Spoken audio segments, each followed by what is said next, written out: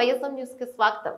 Operation సింధూర్లో భాగంగా దాయాది పాకిస్తాన్ పై దాడి వీడియోను ప్రెస్ మీట్ సందర్భంగా భారత సైన్యం మీడియాకు చూపించింది. ఇండియన్ నేవీ, ఆర్మీ, యువసేన, వాయుసేన తమ లక్ష్యాలను ఛేదించాయని అధికారులు పేర్కొన్నారు. ఇక ఆపరేషన్ సమయంలో పాకిస్తాన్ మిరాజ్ యుద్ధ విమానాన్ని కూల్చివేసినట్లు భారత్ ఈ రోజు ధృవీకరించింది.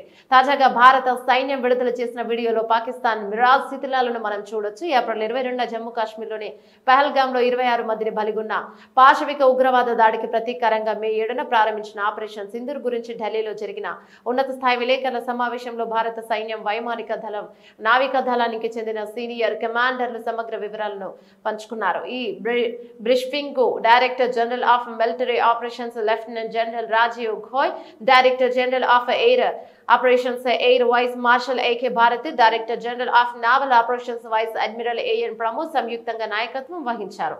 ఇక స్వదేశీ గగనతల రక్షణ వ్యవస్థ, ఆకాశ వ్యవస్థ యొక్క అద్భుతమైన పనితీరులో సింధూర్ సక్సెస్ కావడంలో కీ రోల్ పోషించింది సందర్భంగా air vice marshal AK Bharti తెలిపారు.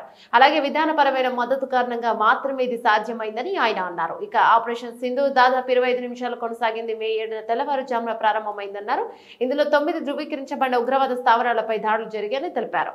లష్కర్ ఎ తోయిబా, జైషే మహమ్మద్, హిజ్బుల్ ముజాహిద్దీన్లకు సంబంధించిన పలు స్థావరాలను ధ్వంసం చేసినట్లు air vice marshal AK Bharti తెలిపారు. కాగా ఈ ఆపరేషన్ ద్వారా 100 మందికి పైగా ఉగ్రవాదులను మట్టుబెట్టినట్లు రక్షణ మంత్రి రాజ్నాథ్ సింగ్ వెల్లడించిన విషయం అందరికీ తెలిసిందే.